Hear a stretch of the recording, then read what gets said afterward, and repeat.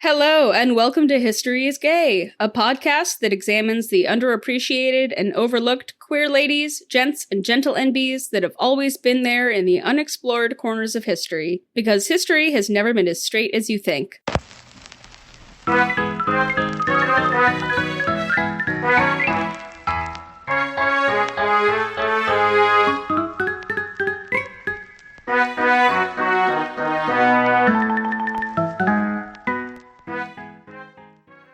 Hello, welcome back to History is Gay. I'm Lee Pfeffer, your host, and we are back with Aubree Calvin for episode 2 of our 3-part series on, hey, did you know that book that you grew up with and really, really loved, did you know that the author is a big ol' queer-mo?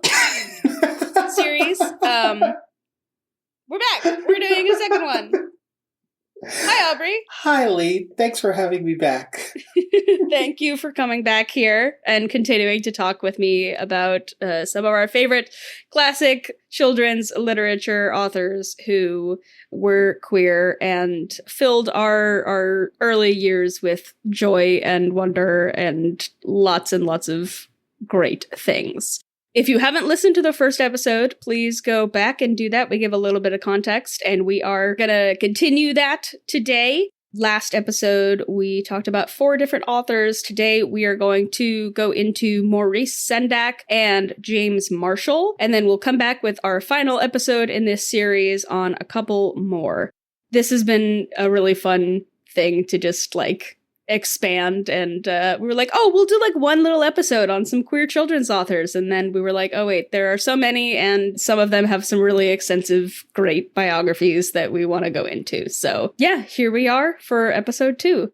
Yeah, with the state of the world and how insanely crazy it is, it's been so much fun just to go back and read old children's books. Because, when you read about and you're learning about the author, you go back and you read the work, and admittedly, some of these I never read. I mean, there's so many thousands of children's books that you can go your whole life, and I had never read some of these. And I was an avid reader, and my mom took me to the library all the time, and they just weren't on my radar, or I read them and forgot because I was 6 or 7. But it's been fun to go back and actually read the books. Yeah, it's been a good time. Yeah, we are recording this at the end of November. We had plans to record at the beginning of November, and then November happened. We literally, fun fact, Aubree and I were set to record literally the day of the election results. And then both of us, we texted each other and said, so I think it's safe to say that neither one of us wants to get on mic today. Just wanting to hold space for everybody in this moment. And I hope that you are all doing as okay as you can be right now. As well as you can be. Remember, the best holiday gifts are the self-care ones you give yourself. There you go. Yeah. Or I'm just selfish.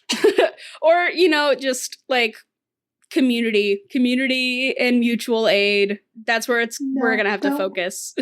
No, don't say that, because now you made me sound selfish. No. Talking about self-care. Now you just made me sound selfish in this holiday season. It is very important to engage in self-care right now, because if you cannot fill your own cup, you cannot fill others. But more that we can't rely on large systems and the government to do fuck all for us. We do have to support each other, yes. Yeah, we gotta support each other. Community gathering, mutual aid. Yeah, that's where it's gotta be. So that's my little soapbox there. In terms of content warnings for this episode, it's mostly going to be pretty chill. There will be some brief discussions of AIDS and period typical homophobia. And there will also be, in the beginning, as we get into our context, just a brief discussion about the kind of boogeyman of queerness associated with child sexual abuse. So if you want to skip over that, we will give you the time codes in the show notes. So yeah, let's get into it, we're going to take you into a little bit more kind of, historical context and information around the history of queer representation in kids lit, because we didn't really get a chance to go into it so much last time because we had so many people to cover. We decided to just smush like 4 people in. So, I wanted to talk a little bit about what the actual history of overt queer representation in children and young adults books looks like, and also the importance of subtext prior to that. I don't know about you, Aubree, but like as a fandom person, I am very, very well acquainted to finding and like latching onto the subtext in things. And I think we all, have just growing up in media environment and landscape learned the art of like picking up on coding. Yeah, I would definitely say going back and reading the books that resonated with me as a trans person, I resonated with those female characters a lot more than the guy characters. And then you go back and you think, this person is kind of queer coded a little bit maybe, or maybe I just want them to be. So I definitely can say going back and reading some of the old things, some of it you miss as a kid, and it's obvious when you read it now as an adult. Yeah, and I think it's really important to note, not to give like an education on queer coding and queer subtext, but there are explicit definitions of what queer readings or like queer subtext consists of. And like one version of it is coded, subtle messages that an author or a creator will put into the work. Another component of it or another version of it is literally just that resonance that somebody may see in a character, in a storyline, in a theme, whether or not it was like implicitly inserted into that story by the powers that be or whatever it is. So, we really, until the like 1980s, with like a scarce few outliers in the 1970s, 1969, really any LGBTQ representation in children's lit was relegated to subtext and coding.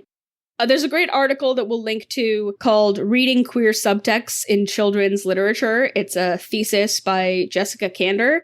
She focuses on the fact that queer characters, quote, can be recognizable to readers through the use of culturally and historically significant markers. So looking at character stereotypes or kind of precedents like tomboys, like sissies, butch girls, but also soft and sensitive male characters like, Ferdinand the Bull. We don't see the word sissy used like we do in Tommy DePello's Oliver Button is a Sissy, but it's the same kind of vibe of like that turning masculine gender roles and expectations on its head, and you have like a soft, sensitive boy or male character can be really something that a lot of kids reading can be really resonant towards, and also kind of deconstruct these expectations. You also see a lot of like bachelor archetypes show up too. And there's something really beautiful about children's literature being able to use fantastical elements like animal characters to disguise this. Something like a regular human dude living alone would raise flags in a book, but when you've got Pooh and Piglet, or like Ratty and Mole in Wind of the Willows, or our friends Frog and Toad from last episode, being able to put these types of relationships and identities in animal form can really help create these stories that otherwise would get really kind of flagged. Have I told you my Winnie the Pooh story? No, you have not. So as a kid growing up in the 80s, I had a difficulty with gender, with determining which characters were male or female. And it wasn't until college in the late 90s, early 2000s that I learned that Rabbit was a boy. I honestly thought Rabbit was a girl. I was just confused the whole time, and apparently everyone else knew Rabbit's a boy. I missed that completely. I coded Rabbit as a girl. I did not know. Listen, I was a little bit old for this, but I had a younger sister. Like, it took me a long time to realize that Blue from Blue's Clues was a girl. It wasn't until I think the other purple dog came in. And see, I was doing the babysitting by then, so I watched a lot of those Blue's Clues episodes because it was my main source of income. And they did say it explicitly, but it would be hard to tell if you didn't know. Yeah. Yeah. So moving into, where do we start to see actually overt queer representation in kids' books? We talked a little bit the last episode about Ursula Nordstrom's really remarkable influence on the whole industry, but really being the first person to publish a book that had explicit queer relationships in a child or young adult's book. And that was John Donovan's I'll Get There, It Better Be Worth the Trip in 1969. This was one that, had a kiss between two male characters and kind of discussed just the nature of attraction. But in terms of a timeline, the next thing we get is 1976. There's a book called Ruby, a novel by Rosa Guy from Viking Press. And it's the first young adult novel about a teenage lesbian romance. But, it's kind of steeped in tropes. The character's sexual orientation is kind of the central problem of the plot, as we see a lot of times in like early queer representation in television and movies. 79, we get When Megan Went Away by Jane Severance and T. Shook. And this is the first children's book in English to show like a family with queer parents. You have a little girl named Shannon who is sad when her mother's partner Megan moves out, but then, she has a conversation and she feels better when she talks to her mother. And what's really significant about this one is that it was published by this small feminist book collective called Lollipop Power Press, based out of North Carolina. And it was, just making some gay books. And then getting into the 80s, in 1982, you had Annie on My Mind by Nancy Garden. And this is a young adult novel about a romantic relationship between two 17-year-old girls, Annie and Liza, in New York City. And as always, because this is the era we live in, it was the subject of book burning campaigns in Kansas City in 1993. And upon learning about it, Garden commented, "Burned, I didn't think people burned any books anymore. Only Nazis burn books." Yeah, she was really, really incensed and just like, what? Only Nazis burn books? What are you doing? This is stupid. Yeah, I remember Annie on My Mind was one of the first books that I remember as a young adult there being a queer young adult book that was always referenced. I just never heard of it. Yeah, no, a lot of these were new to me, but some of them were pretty familiar. This next one, 1983, Jenny Lives with Eric and Martin by Suzanne Bosch, or Boschi, from Gay Men's Press. It was first published in Danish in 1981, and then published again in English in 1983. It was a picture book about a girl with two daddies. And then you have really the start of more mainstream attention on books with queer characters. So you may be familiar with the title Heather Has Two Mommies. So this came out in 1989 by Leslie Newman, and it's often hailed as the first mainstream gay book for children. It has healthy, happy, together, same-sex parents, but it's also really didactic and really heteronormative, but that's kind of what it has to be. I mean, progress, it's in inches, step by step. Yeah, exactly. And it is, for many, many, many years, it was on the top of every banned book list. It was originally self-published, and over 50 publishers rejected it, so that the author, originally self-published it. But then about a year later, it was picked up by Allison Productions, who also ended up being the publishers for another book in 1990 called Daddy's Roommate by Michael Wilhoit that was, very similar to Heather Has Two Mommies. And in a 1992 Larry King Live segment, there's hysterical parent is on there is as a concerned parent, and is basically saying that it has, quote, explicit pictures of two men hugging each other. Ugh! Oh no. Scandal. Oh yeah. no. The original publication of Heather Has Two Mommies also had a whole conversation around artificial insemination and trying to get pregnant, and they ended up taking that out. But people have complex responses and reactions to Heather Has Two Mommies, but it's very, very significant in the history. And because we went straight into Daddy's Roommate, the last one I'll mention is 1989 was Losing Uncle Tim by Mary Kate Jordan. And this was significant because it was the first picture book about a person with AIDS. That one I actually have a vivid memory of. This one was one that I had never heard of until I started looking into this. No, I was in South Dakota at the time. And this was about the time when the AIDS quilt was making its way around the country. Mm-hmm. And so it was a whole thing with my school. We went to see the AIDS quilt in a huge convention center, and I think it was a teacher read us this book to kind of help us understand a little bit. Oh, wow. That one I actually remember. Wow. There's a memory I haven't thought of in, we'll say, decades, and not give a specific number on that. Just dredging it up. Jumping into 2004, you had Luna, a novel by Julie Ann Peters. And this was a YA novel that follows 16-year-old Reagan as she keeps the secret of her older sister Luna's trans identity. And it was the first YA novel to feature an overt trans character and was instrumental in shifting depiction in children's literature of gender difference as something separate from homosexuality. Yeah. So this is like really one of the first representations of transness in a children's or YA book that is not just like really flattening things. I remember this book coming out when I was in late high school, I think. I was in grad school. It was not on my radar. Yeah. And then we have 2005 comes And Tango Makes Three by Justin Richardson and Peter Parnell, which is about two gay penguins in a zoo, and it is based on two real-life penguins. I can't remember what zoo it was, but their names are Roy and Silo, I think, and they were, they like raised a little rock together as an egg, and it's very cute.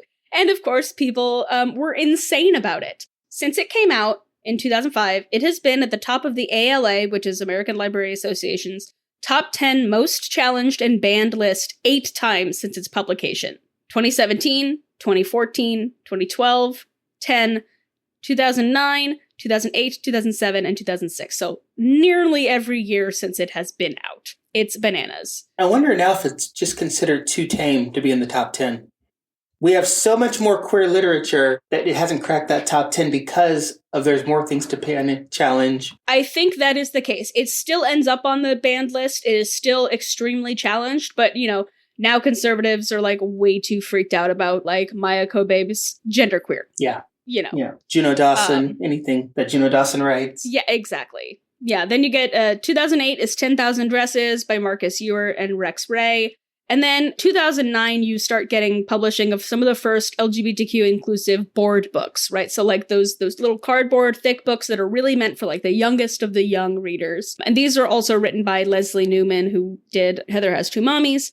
There's Mommy, Mama and Me, and also Daddy, Papa and Me. And they're just very cute. Have you heard about Mombian? No. It's like M-O-N, like lesbian, Mombian. Yeah, it's this huge source that is really big for queer parents. And they have this huge database of queer books, kids' books, Oh, neat. board books, family books. It is the best database ever. And I've referenced it a few times in my writing, and I've used it as a resource for some of my writing, but it's easier than ever to find those books now. Neat. All right, so for our last bit of context before we go into our bios, wanted to talk a little bit about this fear of the queer child, this idea of completely desexualizing the experience of growing up, childhood, that we talked about a little bit in the first episode. It's something that's really important to dissect, is that the creation of like a queer identity and the creation of the concept of childhood as a developmental phase linked to innocence are actually really intertwined. There's a great article that I read called Fear of the Queer Child by Clifford Roski. And in it, he goes into this history and that, pre-modern societies didn't think of childhood as a, quote, distinct period of sexual innocence or weakness. We see this in a lot of pre-modern societies where there are homosocial relationships or rites of passage that involve homosexual behavior, etc. Around the turn of the century, right at the turn of the century into the 1900s, both identities, quote unquote, homosexual and child, were institutionalized and popularized in culture. Roski says, quote, "The sodomite was reimagined as the homosexual, and the child was reimagined as a becoming rather than a being, a not yet formed individual who no longer belonged to the world of adults." Really, before any of that, children were just little adults, really. Well, this is about the same time when the idea of being a teenager emerged. Mm-hmm, exactly. Because that is a relatively new concept in terms of how we people, being a teenager is right around that same time period, late 1800s, early 1900s. That just wasn't something that existed hundreds of years ago. Yeah. And before the new millennium, there had been scarce, if any, representation of queer children in legal or historical texts, but authorities still insisted that children were both A, pre-sexual and have no sexual orientation, but at the same time are by default, intrinsically, like, assumed to be heterosexual. It's that idea of, like, don't sexualize my children, or children shouldn't know about queer stuff because they're not ready for that because it's sexual, but then putting a bib on a baby being like, lady killer or whatever. It's that assumed, like, but when this child will have some sort of sexual or romantic identity, they will be heterosexual. Yeah, that's one of the things that's still very pervasive, is this idea of assuming some type of relationship that your child's going to have, whether it's fictional or with another friend, or whether the clothes you put them in. Heteronormativity is still assumed in a way that is kind of creepy. Yeah. It's creepy what we put upon little kids in that regard. Well, and something to think about also is that so much of modern queer rights or LGBTQ rights activism has been inexorably linked with fighting against accusations of what initially was sexual predation, abuse, the boogeyman of the gay child molester, why you have in the 70s things like Prop 6 and Save Our Children. That kind of morphs later into arguments that kids can be influenced or recruited into becoming queer through indoctrination and role modeling and public approval from parents, right? Or just, oh God, if my kid sees two gay people in a book, then they'll think it's okay to be gay, or queer parents only raise queer children, that kind of stuff, right? So these changes in tactics, the same strategies to fight back with, like, empirical data against the accusations of child abuse, like early arguments saying these arguments are bullshit because most, like, child sexual predators are heterosexual. They don't work as well against those, like, indoctrination fears, because it gives power to the idea of the queer child or the child who may become queer as a negative, as something wrong. There was a great story from 1994 of this child psychologist, Laura Benkov, who noted that in custody cases involving queer parents, there were arguments from both sides that kids should be discouraged from becoming queer themselves. And she argued that while refuting the argument that queer parents will beget queer kids was, like, an important first step forward in legal advocacy to, like, make sure that queer parents could adopt children, it was an inherently flawed argument because it's a homophobic question and premise in the first place. And she said, it seems society is not ready yet for a more deeply challenging response to the question of whether the kids of homosexuals will grow up to be gay. Namely, so what if they do? Right? But it's wrong, So that's just, like, a little bit of context that I wanted us to go into. And even a lot of that hasn't faded away. I know when I came out as trans, that was one of my biggest fears. Living in a southern state, my wife and I are still together, been together for 18 years coming December, but if we were to split up, would I lose that connection with my kid? Mm-hmm. That was such a big fear for me, because no matter what the law says, Texas judges are not really monitored, especially family judges. We really don't pay attention to our judges, and I very well could have lost that access to my favorite person. So that was a big fear. I mean, they're 14 now, so I don't want them anymore, but this kind of, no. But 30 years from this child psychologist quote, and it's still underlying. It's still kind of there, that fear. So we talked, like, very briefly about Ursula Nordstrom in the last episode. And, called her the fairy godmother of queer kid lit. Yeah, you really went down a rabbit hole. I went down Ursula, a little bit of a rabbit hole. I swear, it's fun watching people geek out. But I was like, listen, it doesn't make sense for us to be talking about all of these people that she kind of nurtured and mentored without giving a little bit more space to her, I think. So we're just gonna, like, real quick go through just, like, a little bio. We're gonna fold in just a little bit of her queerness into this first section, and then we're gonna go into our two authors that we'll cover today. Yeah, just to be clear, Ursula Nordstrom is more of an editor, a publishing insider. Yeah, but, like, instrumental to this entire era of literature and why we got so many authors that are queer creating pieces that are getting Caldecott medals, etc. Do you want to start a little bit, Aubree? I can start a little bit, sure. So Ursula Nordstrom was born February 2nd in 1910 in Manhattan, New York, and she was the child of two vaudeville comedians. And she was first hired at Harper & Row in 1931 as a clerk in the college textbook department, and then moved on to something more interesting and became assistant to the director of Harper Books for Boys and Girls, Ida Louise Raymond, in 1936. After 1936, Nordstrom replaced Raymond when she retired and would stay there for the next 30 years. In 1954, she became the first woman elected to the board of directors, and by 1960, she was the first female vice president of the company. And during her time period, she oversaw publications of entire generations of classic children's books before stepping down as publisher in 1973.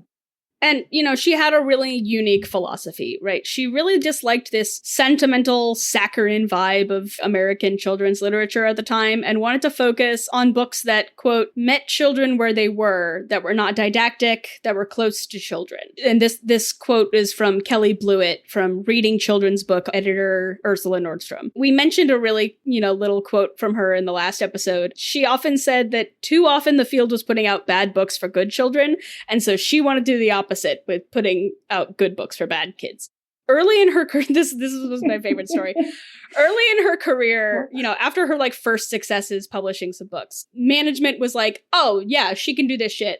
Hey, would you like to move up into publishing adult books? This was your training ground, and now you can be real and actually doing real, quote unquote, real work at adult books."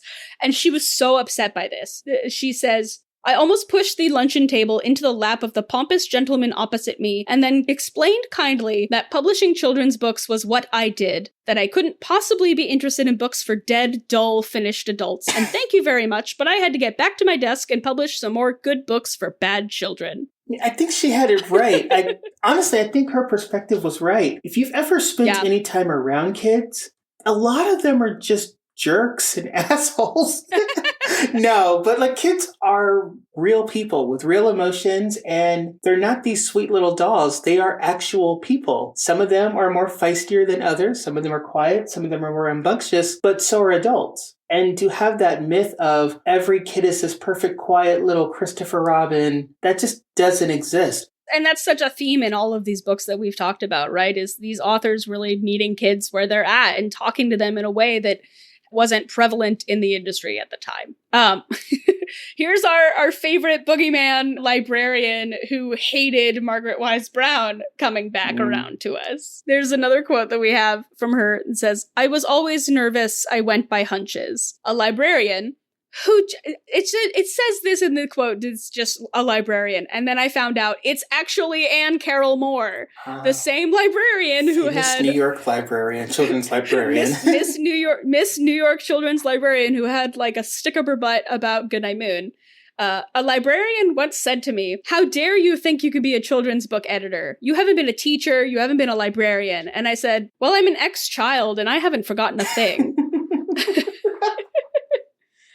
I love this woman. I love her so much. She just firmly believed in finding creative people and just letting them wild out, right? Letting them do what they wanted. She had a very close relationship with her clients. Maria Popova, in an article for The Marginalian, said, "Nordstrom was more than an editor to her authors and artists. She was often their therapist, confidant, and friend, and always their creative guardian and greatest champion." She had an especially close relationship and mentorship with Maurice Sendak, who we'll talk about in a moment.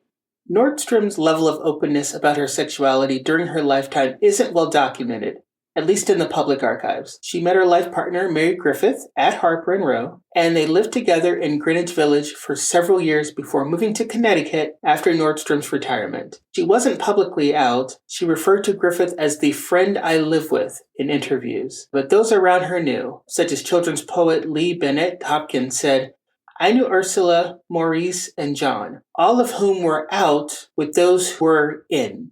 Yeah, it definitely was she never publicly came out, but like many of these people, everybody in their lives knew. She passed away from ovarian cancer at the age of 78 on October 11th, 1988, and her partner, Mary Griffith, was at her side. She was posthumously inducted into the Publishing Hall of Fame in 1989, a year after she died. All right, it's time. Okay. Author time. So the first one we're going to talk about is James Marshall. Just the coincidence about him is that I do live in Texas. He was a lifelong Texan even after he left. And when researching James Marshall, I think you have to make sure you indicate that you're interested in the children's author. Because when I was trying to research him, I went down a couple different rabbit holes. First, there was the rabbit hole that was interesting but irrelevant. James W. Marshall, who was the person credited with starting the 1848 California Gold Rush. There's also the mid-2000s Australian pickup artist James Marshall, which is no, thank you. really gross and creepy. I mean, yeah, Google failed. Don't go down that rabbit hole. It's a common first and last name. It's so hard. And lastly, I got caught up in the work of Carrie James Marshall, who is a Black painter and sculptor. And actually, I knew about him already because I've been fortunate enough to see some of his work in different museums. And he's an absolutely brilliant artist. Not relevant to today's conversation, but fun kernels for you to explore after you're done. That's enough of that digression, So let's talk James. Our James Marshall, or Jim, as he preferred to use, was born in San Antonio, Texas on October 10th in 1942. Like many families scraping out a living in the Depression era, his father had multiple jobs. He was known to sell insurance, they owned a farm, and he also played in a band sometimes. And according to his own words, and a lot of this information is from a great 1987 video interview he did for kids, where he was talking about his life and his process and how he got to writing and art. And it's just very intimate and very sweet. It's on YouTube. But according to him, he liked San Antonio and Texas as a place. He never shied away from his Texan identity, even though he moved away for college. And that's one thing I've learned from living here for 17 years. It's an internal sense of state pride for some of these people, that sense of ego. And I don't know if it's in the water or if it's just something they're given when they're born, but Texans love being Texan. And, as a military kid, I still don't get that. I've been here 17 years and I still don't call myself a Texan. But he has said he tried to put a little bit of Texas in every book he did, even if it's just as a background landscape or a few decorations on a wall or as a character from his Texas past. The characters of the nice teacher, Miss Nelson, and the mean substitute, Miss Viola Swamp, from his collaborations with fellow queer author Harry Allred, are also said to be based on real teachers he had in Texas. His family later moved to Beaumont, which is a town in southeast Texas, and he stated that his family farm wasn't able to grow anything. They'd been hit hard by that state's 7-year drought from 1949 to 1957. So they struggled growing up. Due to the swampy heat, he seemed to hate Beaumont as much as he loved San Antonio. It's not the heat, it's the humidity. Just very Texan upbringing. Yeah, I've been to both. San Antonio feels like the West. Beaumont does feel like that South kind of, they're only a couple hours away from each other. It does feel completely different. It totally changes the atmosphere. Yeah. He was also a musical prodigy. He was a really talented viola player. He earned a scholarship to the New England Conservatory of Music in Boston. He played for many years until nerve damage in his hand from, I think he said, some sort of plane accident. Some kind of airplane injury where he's being pulled out of his seat or something? Yeah, some sort of plane injury. Regardless, he had nerve damage in his hand, and it basically ended his music career. He left the conservatory, briefly returned to Texas to attend college at San Antonio College, and then he moved back north to finish his education. So in trying to piece together this biography, we often talk about the author's education and where they got their training from. And with Jim Marshall, I found so much conflicting information about his educational journey. Some biographies and obituaries state that he went to either the University of Connecticut or Connecticut State University. It could have been both. I don't know. He studied history and French, as well as attending Trinity College or Trinity University. And that's also difficult to ascertain because Trinity College is in Connecticut and Trinity University is in San Antonio. So I don't know if his Trinity education was here in Texas or up in Connecticut, but somewhere along the line he got a master's degree. And his focus was on French and history. And it's a bit ambiguous, so I don't want to say definitively. All we know is that after school and a lot of education, he became a teacher. Yeah, he said that, he began drawing as a way to relax after his hard days teaching. He also taught Spanish at a Boston Catholic school, and he said that that influenced how he wrote and how he saw kids. He started teaching himself to draw in his late 20s, and his career took off as both an author as an illustrator. He wrote or illustrated over 70 books in a 20-year span. Like many of the folks we talk about, he had a really prolific body of work. Some of his most notable works, if you are familiar with the name James Marshall, it most likely is from his George and Martha books of these two hippos. So the first one, George and Martha, 1972, it spawned 6 sequels, and it features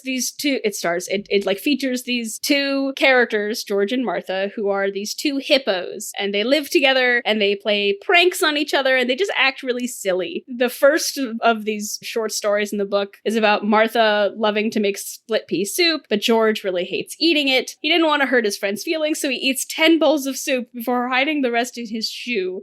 And Martha sees this and asks, "Hey, how do you expect to walk home in a shoe full of soup?" And Martha also didn't like split pea soup. She just liked cooking it. So it's very like I Love Lucy, kind of like shenaniganry in just, two friends like just loving each other. This was funny for you, Aubree, in discovering these books and looking a little bit deeper into them about what George and Martha are named for. Oh, yes. These two platonic hippo friends, and Jim was always very clear that they are platonic. These hippos were not named after the first U.S. president and the first lady, George and Martha Washington. In fact, they were named after the main characters of Who's Afraid of Virginia Woolf, the play. Yeah, I think he had seen was watching an adaptation of it on TV and was like, "Oh, hey, we'll use those." That's great. Yeah. Friends instead of contentious enemies, Yeah. Each of the 7 George and Martha books, published between 1972 and 1984, had 5 short stories within them, and then they were compiled into a larger volume of all the stories together.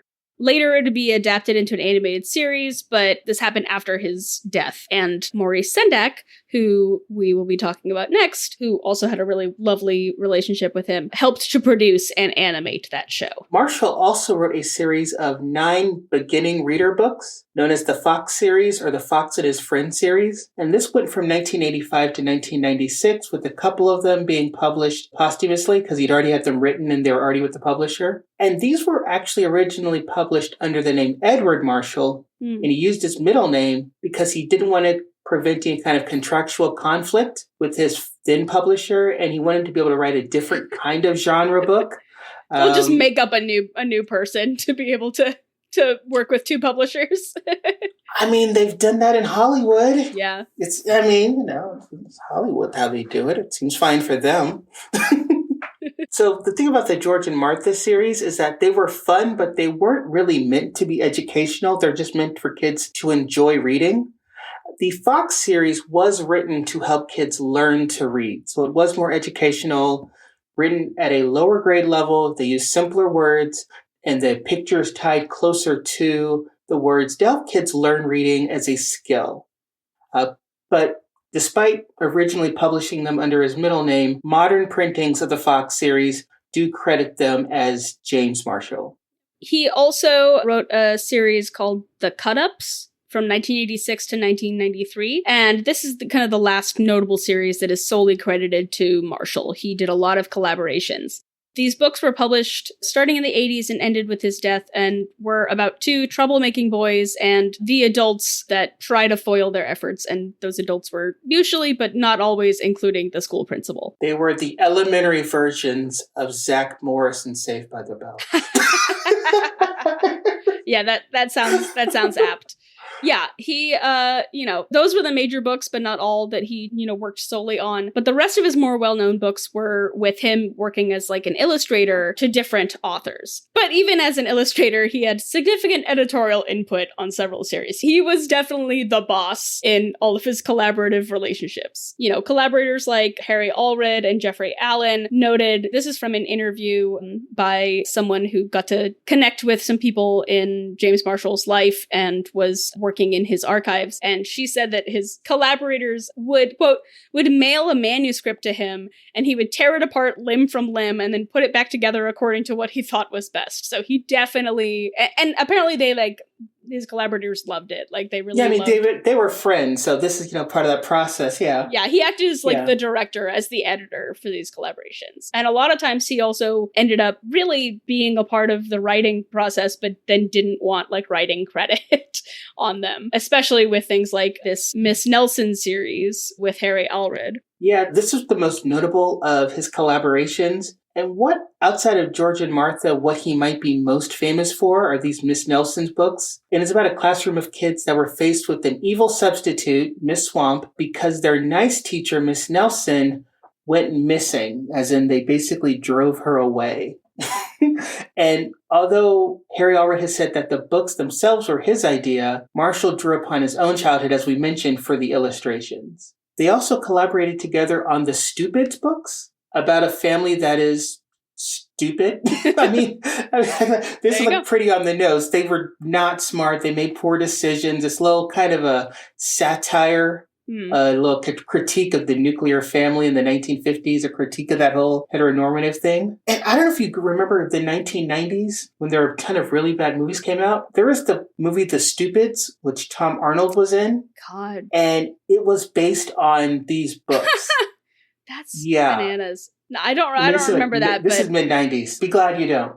Be glad you don't. It was not everything that came out of my decade was great. I mean, listen, my main association with Tom Arnold is like True Lies. So he was good in that. He was good in that. None of this is relevant. He was good. Marshall was also well known for illustrating fairy tale stories, just the classics, Three Little Pigs, Red Riding Hood, Hickory Dickory Dock, very similar to, Arnold Lobel and a couple of the others who were really beloved illustrators on these classic fairy tales and Mother Goose, things like that. Goldilocks and the Three Bears was the only book that led to a literary award. In 1989, it was recognized as a Caldecott Honor, which is a second place or like silver medal to the Caldecott Medal. He had this really great story about how he came up with the teacher, Miss Viola Swamp, for the Miss Nelson books. Yeah, so he said, and again, this is a quote from that documentary. He said, when I was in the second grade, I wanted to be an artist. And I wanted to be an artist very badly. And I thought I was pretty good. I went to school in Texas, and I remember it was a very hot May afternoon. And if you've ever been in San Antonio, Texas in May, you know what hot is about. In the afternoon, we were all so tired, the only thing we could do is sit around and draw. I thought I was drawing one of the most beautiful pictures of a pecan tree. I thought I was a little baby Picasso. And suddenly from behind me, I heard laughing, hysterical witch-like laughing. And a long skinny arm with long black fingernails came across my shoulder and tapped my drawing. It was my teacher. She said, Jimmy, you'll never be an artist. That is one of the worst drawings I've ever seen. So awful. Well, he said, I remember dropping my little lime green Crayola at the time, and I didn't draw again for over 20 years. Oh, baby. Poor Jimmy. Yeah. And so he uses this as like inspiration, right? He says, I was in my late 20s when I started to draw, and I drew you-know-who, and it looks exactly like her. I often tell kids, if you're having trouble disciplining your teacher, you just tell them, now listen here. One of these days, I'm going to grow up, and I'm going to be an artist and a writer, and I'm going to put you in a book, and they'll shape up right away. Love that threat. I will make you the villain in my story that I will be well known for. So Jim was well known in the 1970s, 1980s children lit circles. I mean, if you've paid attention to any of the authors and Ursula Nordstrom that we've talked about, a lot of this is kind of New York group, if you will. And when he died, there was a wonderful obituary written in Publishers Weekly after his passing with so many different authors singing his praises. But because it was a digital version and it isn't an actual like a microfiche or print of it, it doesn't actually say which author provided which quote or which specific memory, but some of the significant lines included in this obituary, kids were fascinated by Jim. He loved being a subversive influence. Extravagant birthday or Christmas gifts to my children always carried the admonition, spend this unwisely, do not let your mother put it in the bank.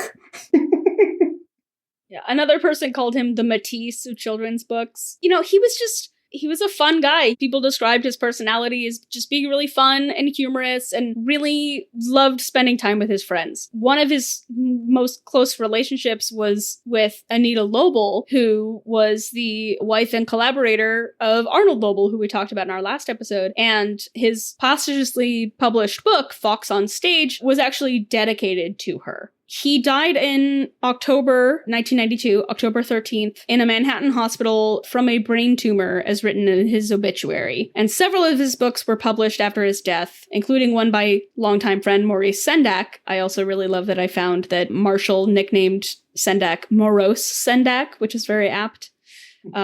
They had hoped to collaborate on a book, but they never had the opportunity. And later, Sendak found Marshall's unpublished manuscript for Swine Lake. And Sendak completed the illustrations, and it was actually already written by Marshall, and it was published in 1999. Maurice Sendak said, "He was a great man gone. I don't think there are many in the profession who were Jim Marshall. I so much admired his work and treasured his friendship." Which I think is a great opportunity to transition into Maurice Sendak, who is one of my absolute favorites growing up. I read Where the Wild Things Are so many times it fell apart. My copy growing up. Fair. Me too. Yeah. And if you have kind of heard of any children's authors that we learned were queer, it usually is Maurice Sendak. So he was born June 10th, 1928 in Brooklyn to Polish Jewish parents, and he was the youngest of 3 siblings. He described his childhood as a really terrible situation. That's his quote, is terrible situation. Much of his extended family were killed during the Holocaust, and that really left a very strong imprint on him at a young age. It really introduced him to this concept of mortality really young. And his parents lived desperate, traumatized, difficult lives. You know, he grew up in this really dysfunctional family dynamic that really influenced him. And then he said, and then you grow up and you do books for children. So really just kind of like taking that pain and, you know, synthesizing it into his work. Like Arnold Lobel in the last episode, he also had a period of extended sickness when he was a kid, and he was confined to bed, which is where he developed his love of books. He wanted to become an illustrator at age 12 after watching Fantasia, and he worked part-time in a comics shop during high school, which was fun.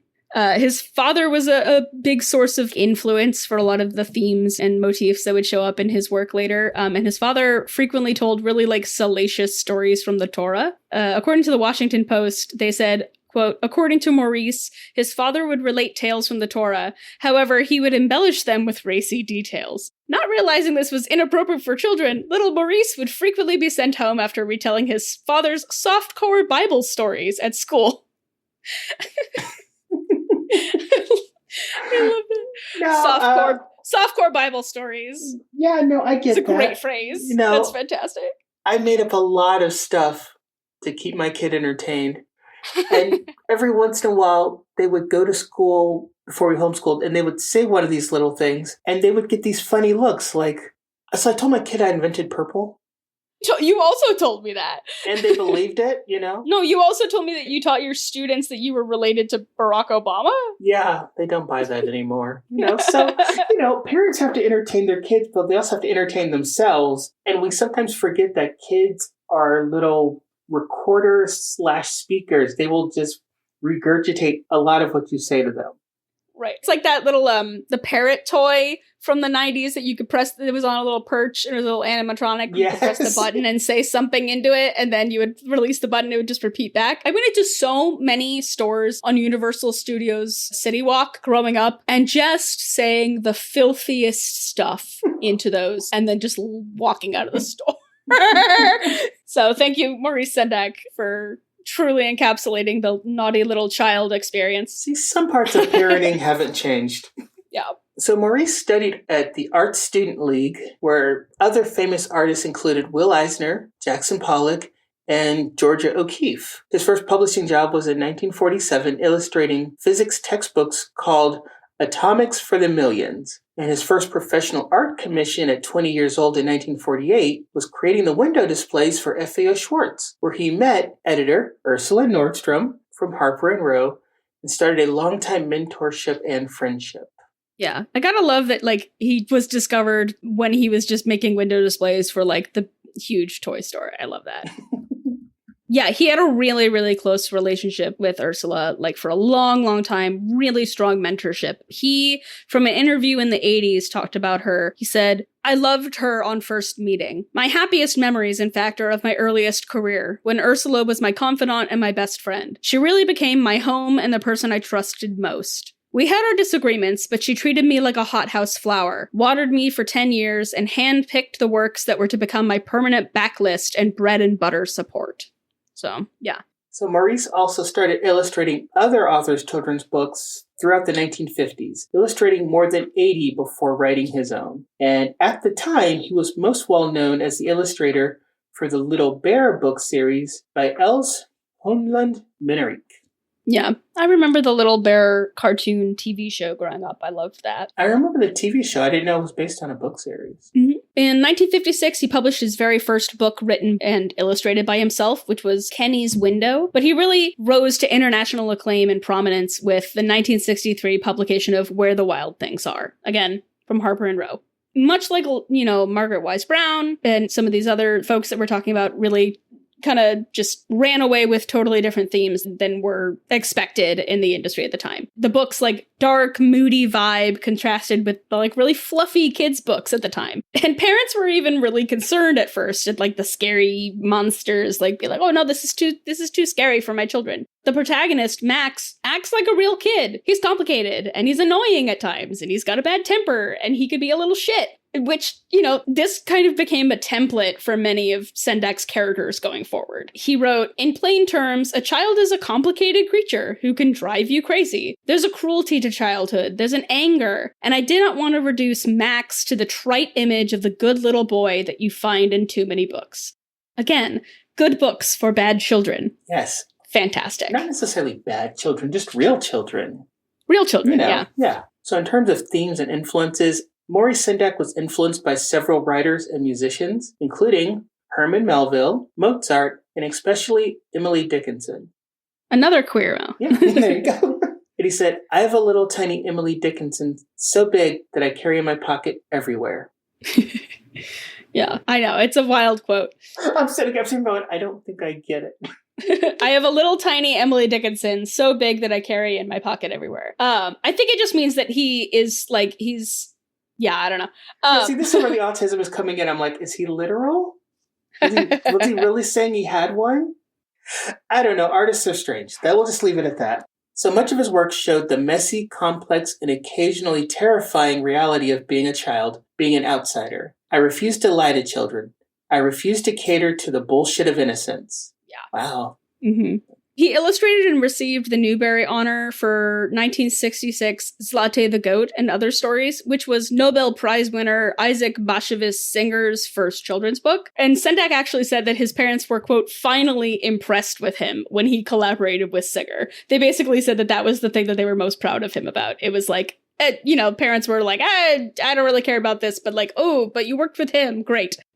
One of his other really significant, notable works was In the Night Kitchen, published in 1970. And it's often challenged or censored for its drawing of a young boy prancing naked. He's just running through. And there's a whole little scene of him naked in a bath with two grown men. Just silly and innocent, but it was number 21 on the 100 most frequently challenged books of 1990 through 1999. Well, I mean, there's a lot of books to challenge. They can't all be in the top 10, I guess so, yeah. So Maurice Sendak was a member of the National Board of Advisors of the Children's Television Workshop and contributed to the early development of Sesame Street. Mm-hmm. And he also created 4 animated stories for the show. Yeah. He was known for producing other animated TV productions, even at his own production company, as well as opening segments for shows and designed sets and costumes for several operas and ballets in the 1970s through 80s. Mm-hmm. Yeah. In the 90s, he asked Tony Kushner, who wrote Angels in America, who's a very prominent gay playwright, he asked him to write an English version of The Brundebar, a Czech opera by Holocaust survivor Hans Krasse. And this is something that had been performed by the children in the Theresienstadt concentration camp. And this actually was adapted later into a book that Sendak illustrated and published in 2003. His last published work before his death, in 2011, he adapted one of his Sesame Street shorts called Bumbleardy into a children's book, which was the first that he had done in 30 years. So Maurice Sendak moved to Connecticut in 1972 and lived there until his death. He described himself as a curmudgeonly old man and had a very acerbic wit. Interviews from late in life showcase and joke about how much he hates things and is still enraged by almost everything that crosses his landscape. Yeah, I like him. I feel that. He's just like such a grumpy old man, and I love so much. Like I had to put some of these things in here. Like in this 2011 interview in The Guardian, somebody asks him his opinion on ebooks, and he just goes off. He says, "I hate them. It's like making believe there's another kind of sex. There isn't another kind of sex. There isn't another kind of book. A book is a book is a book." He's so mad. He also walked with a cane or a stick, which he said was exclusively for hitting. He was like, it's for hitting people. He said he hated people. That much is clear. Yeah. And preferred dogs like his German Shepherd Melville. Keep in mind, this angry guy was a really, really good friend of Jim Marshall. So, you hate people in the broad sense, but you have your people that you like, Absolutely. Yeah. On Roald Dahl, the iconic British author, he said, "The cruelty in his books is off-putting. Scary guy. I know he's very popular, but what's nice about this guy? He's dead. That's what's nice about him." Yeah. No, Maurice Sendak does not pull punches. Oh my God. It's okay, Roald Dahl. I loved Roald Dahl books growing up. I loved them so much. The BFG was one of my favorites. And also he was an anti-Semite, so like, whatever. Sendak was presented with the National Medal of Arts by President Bill Clinton in 1986, and he died in 2012 on May 8th at the age of 83 in Danbury, Connecticut, from stroke complications. He was cremated and his ashes were scattered at an undisclosed location. So, yeah, I remember when Maurice Sendak died. That was, it was just being reported everywhere. All right. So, why do we think they're gay? Okay, so getting back to Jim Marshall. Yes, Marshall was gay.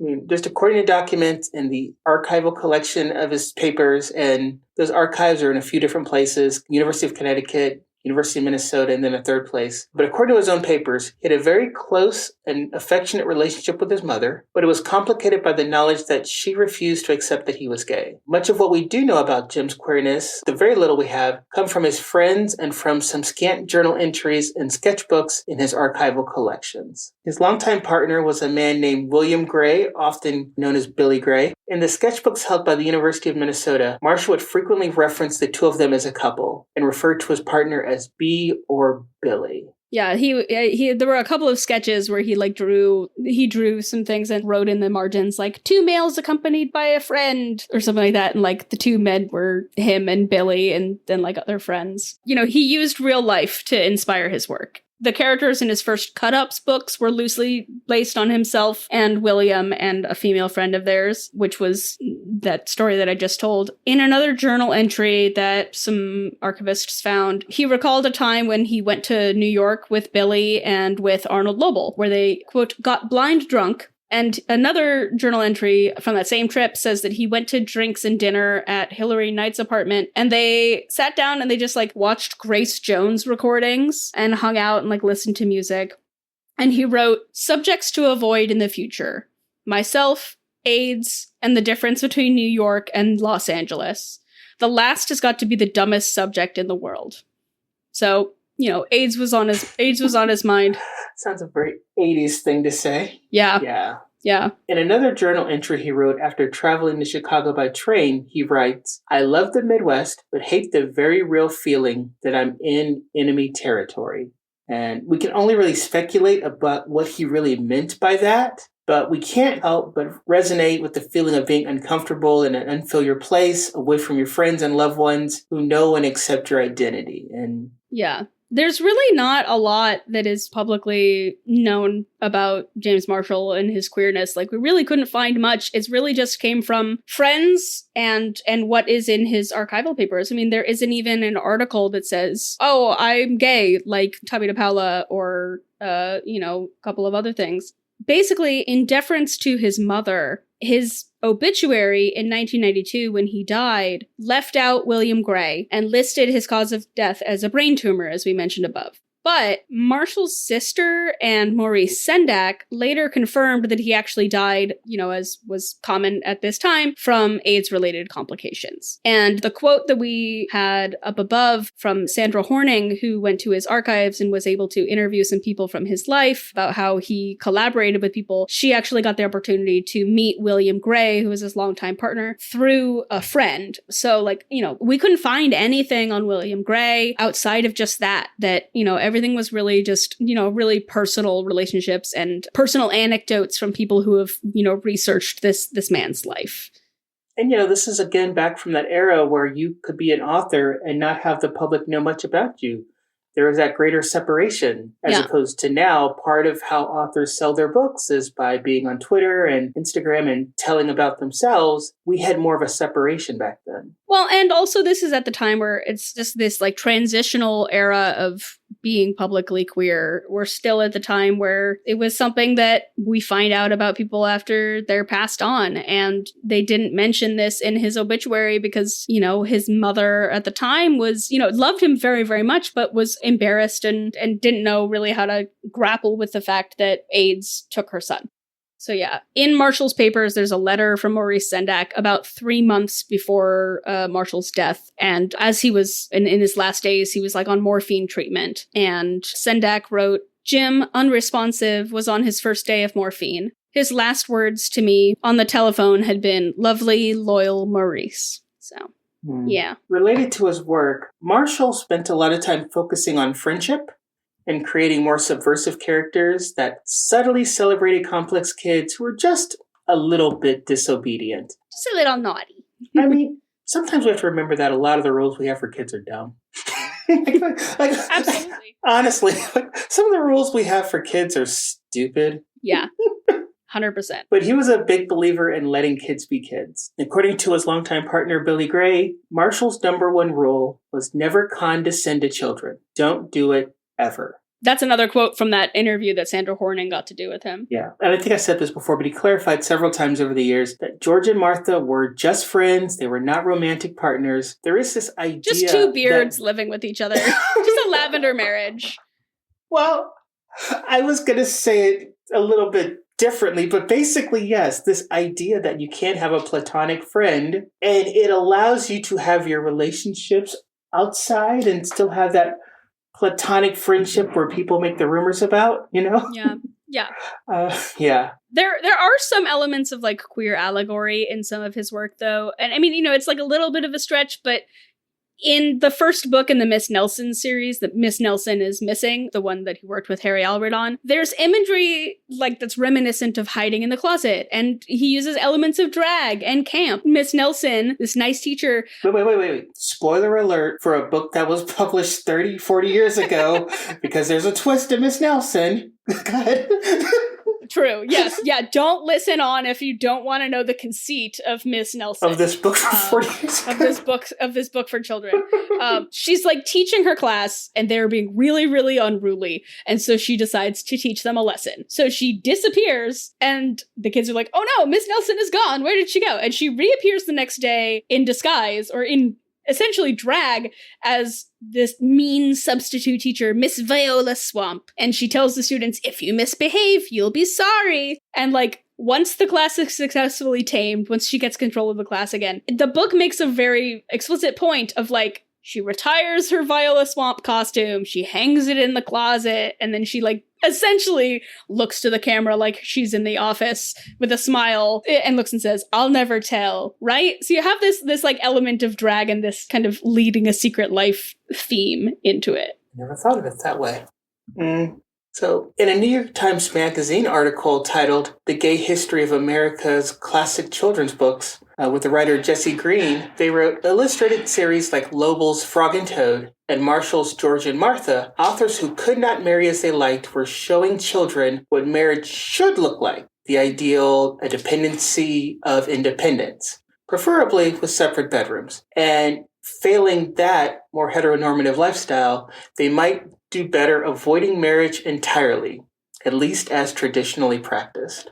Yeah, so really breaking out of that mold of like what a family has to look like, what close relationships have to look like, much in the way that Frog and Toad was. And it was that concept of chosen family before we started using the idea and the term of the chosen family. It's that concept just without the name to it. Yeah, totally. All right, so going back to Maurice Sendak, he also was gay, but he lived much of his life closeted, both publicly and privately. He really struggled with both internalized and external homophobia. I found this quote from him. "I went to a therapist. I wanted him to hammer me straight, but of course that failed." Apparently that therapist was also closeted. This was really at a time when conversion therapy and this internalized homophobia and really just saying, like, what is wrong with me? Make me, quote unquote, normal. Yeah, that I don't want to be different, Yeah. He said, "It's amazing, just dumb luck that I didn't die of AIDS. Some of my very dearest friends died." So he did understand early on how his difference or queerness was perceived by others. You know what they all thought of me? Sissy Maurice Sendak.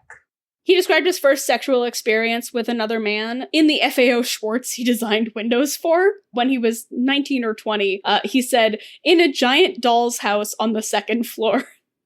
So he lost his virginity to a man literally in the toy store. Is ridiculous. In a giant's dollhouse. That's not something we really associate with an iconic toy store like that.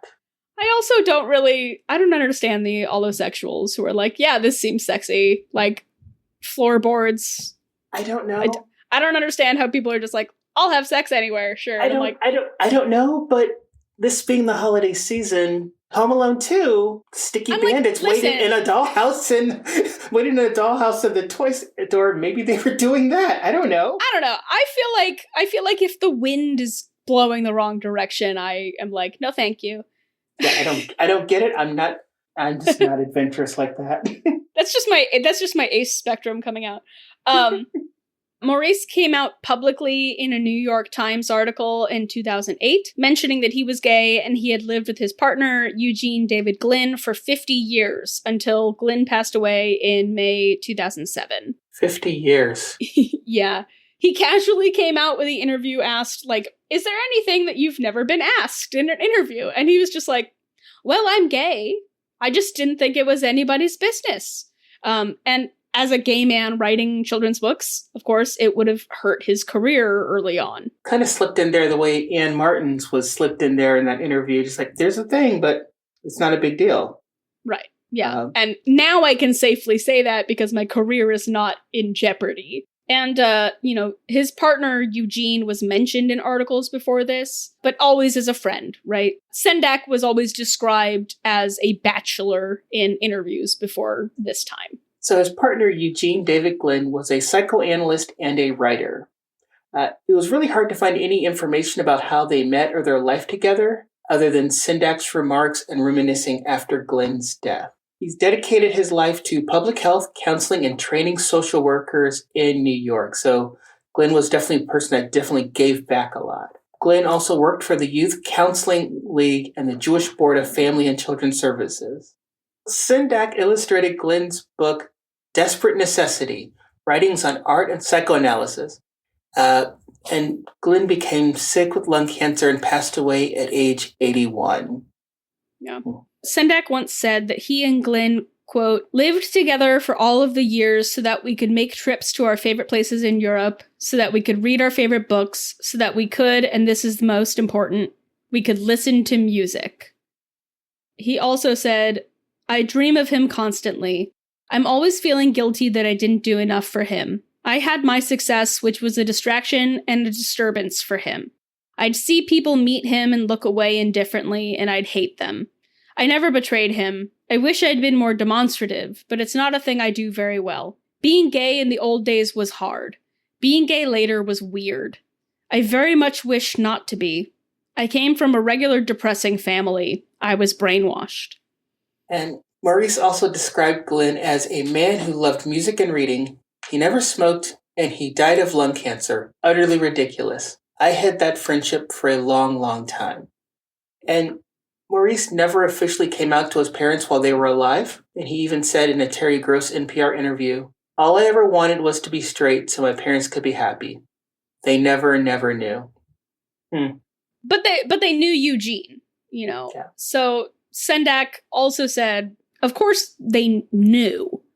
He never told them, but he was like, of course they knew. Especially my father. My mother was so bewildering and strange and lived in another world. I don't know what she knew. Nothing was said, but if something had been said, I would have been thrown out of the house. And yet they met him and respected him. Strange. This is from a Guardian interview. After Glenn's passing, Sendak donated $1 million to the Jewish Board of Family and Children's Services in his memory. And Sendak was so devastated and lived much of the rest of his life depressed and led to his curmudgeonness, he said. Sendak also had heart troubles, including a triple bypass, and lost touch with many friends and withdrew into himself. And he said, I wanted to take his place. His death became a demarcation. And since his death, he was still trying to figure out what I'm doing here.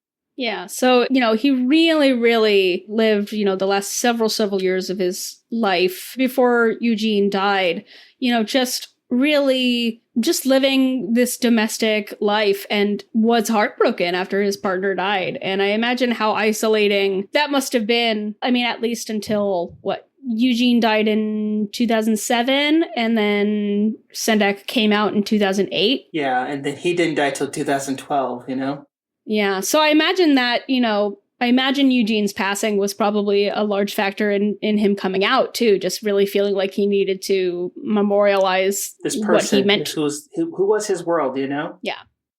And I get that. I often tell my therapist, because I just want to be left alone. That's my life's goal, is to be left alone. And when my therapist asks, I always say, when I say be left alone, I mean, I want to be left alone with my wife and my kid. They can bother me anytime. I never want to be alone from them, but I want to be left alone from the world with my wife.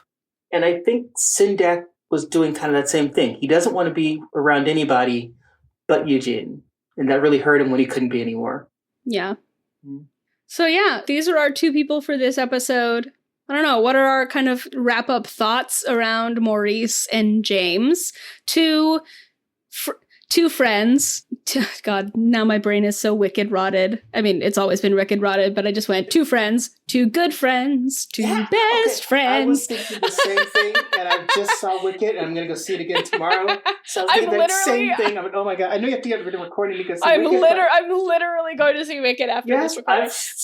I've listened to that soundtrack so many times, but yes. But yeah, two good friends with very different approaches on life, but yeah, I wish we could find more on James Marshall. I love this prevalence of this queer children's literature circle of friends in New York, going on trips and getting drunk together and all just hanging out. And well, there's always that talk about that post-World War II hippie era of art and creativity happening in Greenwich Village and in Manhattan. We always talk about music and the artists like Warhol, and we talk about different actors, but there is this other side to that creative boom in Manhattan, children's authors. But we don't ever associate that with the wider literary, artistic boom. Gay intelligentsia.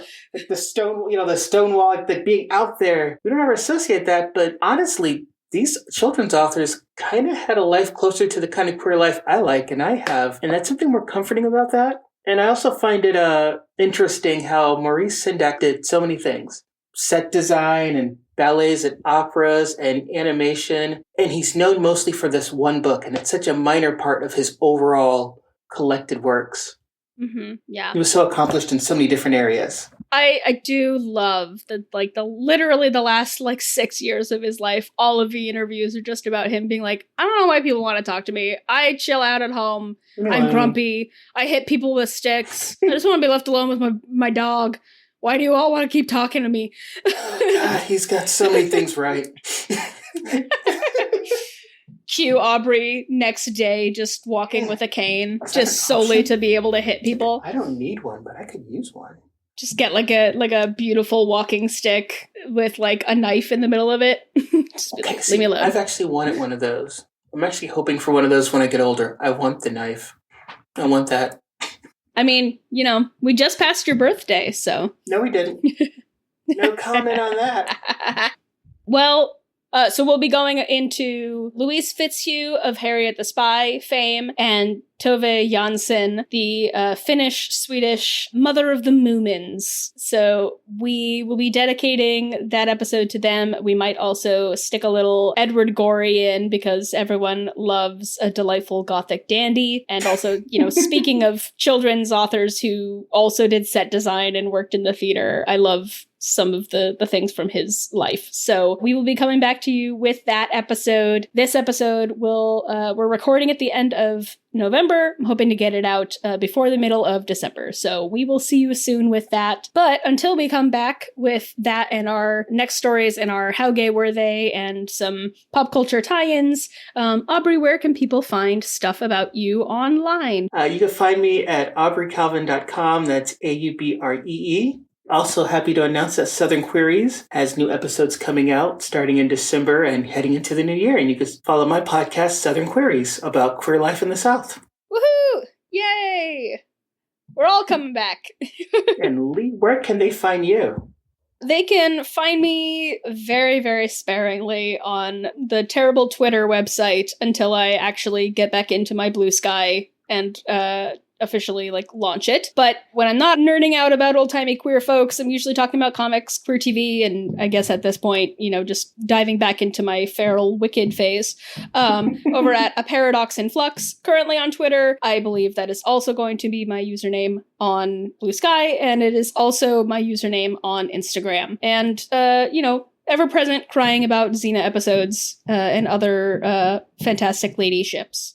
History is Gay podcast can be found on Tumblr at History is Gay Podcast, Twitter and Instagram at History is Gay Pod, and you can drop us a line with questions, suggestions, or just to say hi at historyisgaypodcast@gmail.com. I am behind on my emails. Apologies if you have tried to get in touch with me. I am working through my very dense inbox and will do my best to get back to folks very shortly. If you enjoy the show and want to support us in continuing to make it, you can give us some love on Patreon. As a patron, you can get access to our secret Discord server, Sappho's Salon minisodes, where we treat you to love letters and poems from queer historical faves, pop culture tie-in live watches, queer history trivia nights. We'll be bringing some of these back in the new year, along with, as we mentioned in the last episode, some little bit of revamping of the format of the show to try to make it a little bit more of a sustainable project and release schedule for me. So look for that in early 2025. Still working out exactly what it'll look like. You can become a patron by going to the support section on our website, or go to patreon.com/historyisgay and join the ranks of our patron community along with the amazing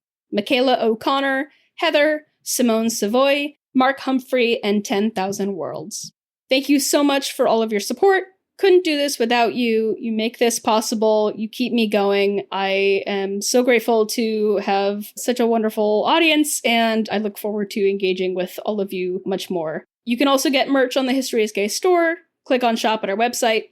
And lastly, remember to rate, review, and subscribe wherever you get your podcasts. It helps more people find the show, and we can expand this awesome community. All right, Aubree, the time has come. Would you like to help me close out the show? Absolutely. Beautiful. That's it for History is Gay. Until next time, stay queer and stay curious.